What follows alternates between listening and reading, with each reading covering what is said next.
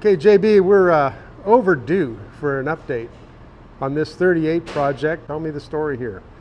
Well, we had some mechanical gremlins that were not obvious. We assumed, always a bad way to start a sentence, that the parts that we put on the car were new, and so that thereby we have some expectation that they would be functioning.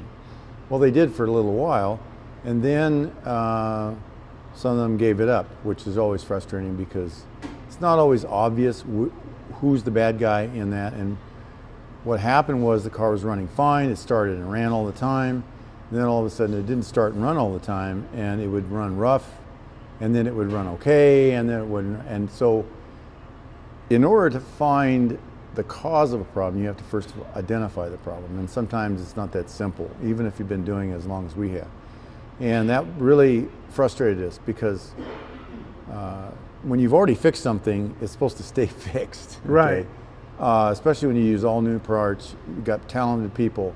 That didn't happen, and we were kind of groping for the reason for the car running rough, not starting and running.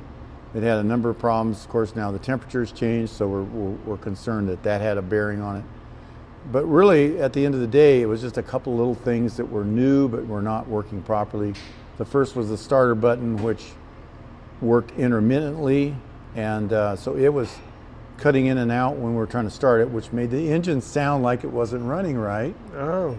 Then when it would start, then we had the faulty fuel pump that we didn't know was faulty, which was passing gas through the diaphragm but not functioning properly and not putting enough fuel into it. When we got 3 carburetors here, they're thirsty, and they don't understand why we're not getting enough fuel. So the diaphragm in the brand new fuel pump had a hole in it, and so it either had a hole from new and got worse, or more likely the fuel, which has a tiny bit of alcohol in it, ate a hole in the rubber, which is very common in any car of this vintage, where you put an alcohol additive gasoline in the car. Now, we had stopped doing that a while ago, but apparently the damage was done. Okay. So now what we've done is we bought a drum of racing fuel. that was cheap. And now we just run racing fuel in them, and we run that in customer cars because there is no alcohol. Right. To muddy up the picture. So when we were trying to do our driving, we did some driving with the car, and then of course we started having mechanical problems. And remember, the head started to leak for some unknown reason, so we got that all remedied. That took a long time. And so now we've got another head on there that doesn't leak, and we've got it back operating, and everything is starting and running and staying running. Okay. Which there's a number of different things. Just running doesn't get you very far. We have to also remember that you have the entire RPM range it has to operate in.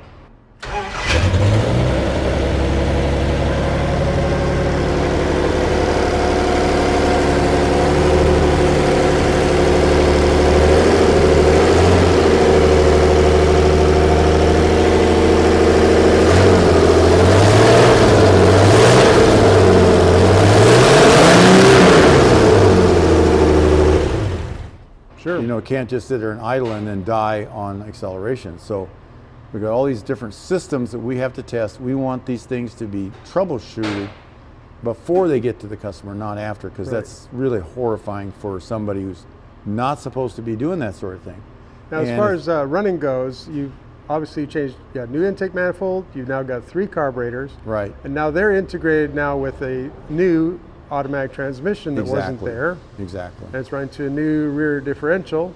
And so when you bring up automatic, remember that you have a stall speed with an automatic you don't have to contend with a standard transmission. So put that in layman's terms, when you engage the transmission to make the car go forward, it takes more RPMs because the transmission has a loss in terms of power. So we have to have a little bit more power in order for it to stop the engine from stalling. Right. All right. So without getting too awful technical, automatics operate differently than standard transmissions.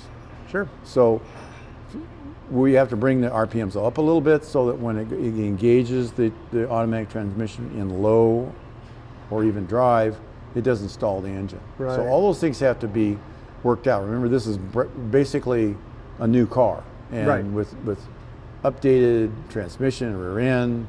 A lot of the systems are now more modern and more usable, but they also have to be integrated with the other older systems that are still present, the fuel pump being one. So all those things have to be accounted for and have to be tested, and when the engine won't run and will stay running, it's pretty frustrating. We went through a period of time. Finally, we got all the bad gas out of it. We got rid of the bad fuel pump and the bad head. Yeah. And now we want to go through a series of other drive tests. It must start and run. It must go around the block many times, start and stop, start and stop.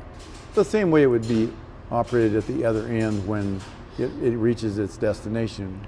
So you're really in the early stages of the shakedown kind of time. Well, unfortunately, yeah, and shakedown with these car isn't. This one doesn't work, go get another one. Fuel pumps now. Right. And we secured an extra fuel pump for this car Okay. that will go with the car, and like some of the other things that we are going to integrate into, going to be in the car, in the trunk.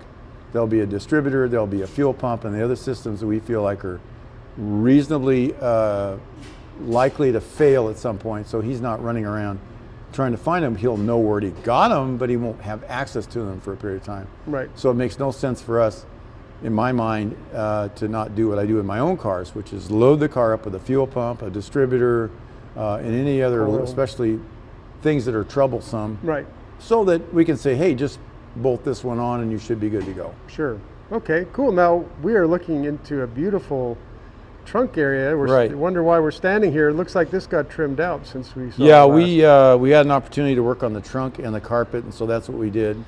Okay. And what you see is the final product. It's comprised of three different elements that we like to use. We first of all, spending inordinate amount of times in the trunk to me is a total waste of time and money, especially if the customer's paying for it. So we like them really clean. Very few people go in the trunk, but we needed to clean it up, especially when the factory was even kind of sloppy about that. Yeah. So what we did is we put a new floor in it. We put new side and front to clean that up, and we use FRP panels that Okay. are a bit malleable, but they'll take a bit of abuse. Right. And some scratching and some banging and that sort of thing, because you have things in the trunk that may Right. flop around in there. Sure. We use a quarter trim molding, an oak quarter trim molding around the periphery, and then we carpet it on the bottom, but there's a layer of FRP underneath that because the floor is not flat. Oh, So okay. we want to fly over that stuff and create a flat floor, not have a curvy-dervy floor that You're is right. difficult to do, and that's one of the reasons they get into carpet, is that, and nothing else. But in order to slide things back and forth, you cannot do that with dips and waves Sure. in it. Okay, that looks So really we clean. straightened that out, and then That's really we slick. just finished this. This gets covered, as we all know, with the spare tire, which folds out for access Right. and goes back again. Okay, and Cool. if you notice, this still has the warning emblem on it that it got when it was new at the factory. Right. So that's in place, Very nice. and we've got the taillights are out being plated, and they'll be back shortly. Okay. Likewise, the light that goes over the opening of the rear is being plated. Okay. The one we had was not good enough, Okay. so that is being done, All right. and that's really about the end of the work that we have here, other than just to place the rear spare. Okay. Now let's go around and see what's happened on the interior. Right.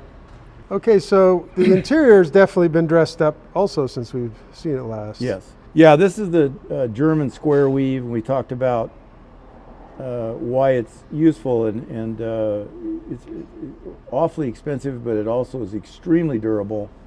It was developed in the 50s by Mercedes-Benz, because the people that buy those cars, in those days at least, kept them for 20 and sometimes 30 years. So if the carpet went away, they were upset, and that's so we borrowed that from Mercedes, and this is available through a number of sources, but little on the expensive side, but really worthwhile in terms of durability. Yeah. One of the masterful things that John does is he has figured out how to make a two-dimensional object go in three-dimensional directions, and I have that's no idea fascinating how that's even possible. How he got around that No, shape. it looks like it was molded in that shape. Yeah. That shows off John's incredible ability to do that, and of course all these outside curves and things had to be accommodated.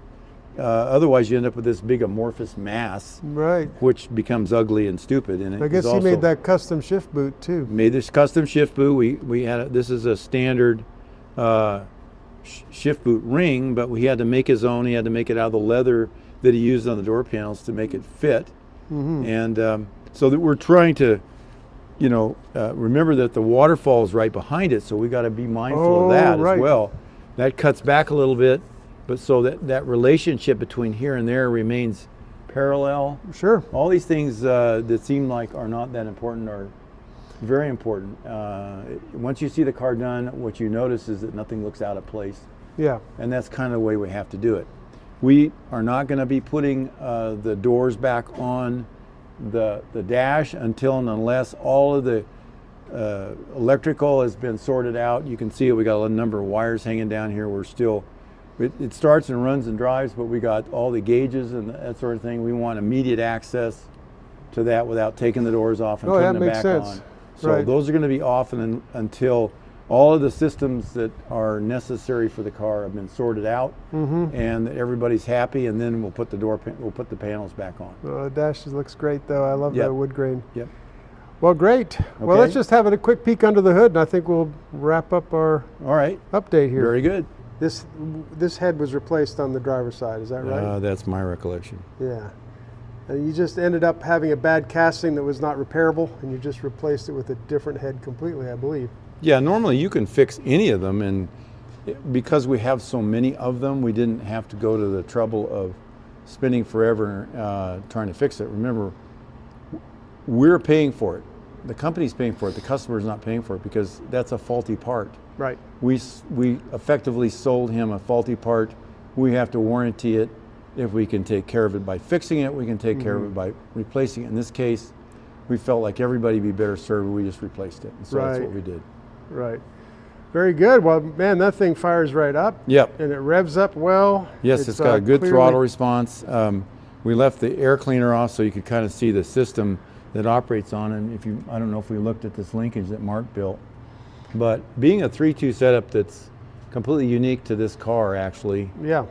We had to build not only our own manifold for the fuel system, and do it in such a way that it had.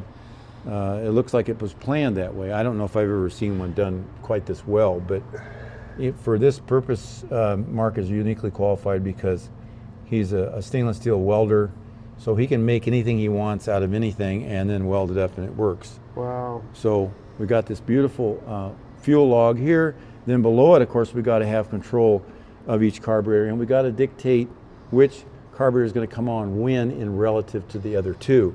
Right. So in this case, he's fine-tuning that right now.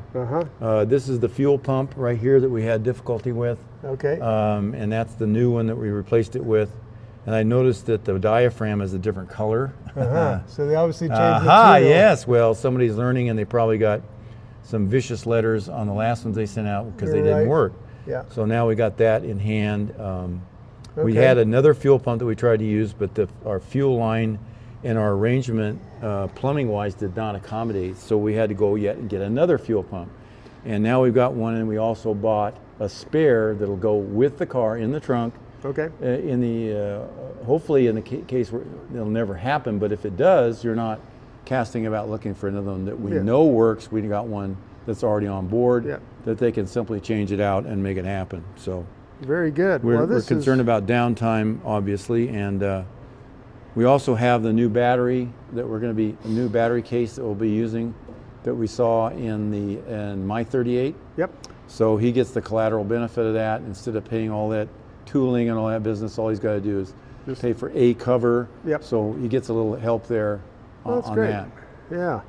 Well, this So- is really, I mean, it feels close. I know it's dangerous to say close because I know Yeah, something could come up, we've but already had a couple of false starts, and you have to really be careful that you don't wish that it would happen. You got to actually take it out and drive it and start it and stop it, Right. and make it do something stupid if that's what it wants to do, and then educate it to do it, not do it again. I'll put it this way: as a novice, it feels really, really like a good car ready to go. Like, that's how Yeah, it in a feels lot to of me. ways it is. But until you take it out on the highway and we go over curbs, we start it and stop it, start it and stop it. We make Yeah, 25 rounds around the I neighborhood. mean, you have to keep working the brakes, I guess, the suspension, Exactly. the engine, Yeah, everything, and exactly. make sure there's nothing left. Yeah, exactly. There'll be wrong. things that will repair. If I was to say they won't, they will. And since I'm saying they will, they probably won't. Okay. There you go. That's just the way life works. Oh man, this is looking great though. Yeah, it really is. It's going to be Well, a great car. Thanks for the update. Yes, JD. sir.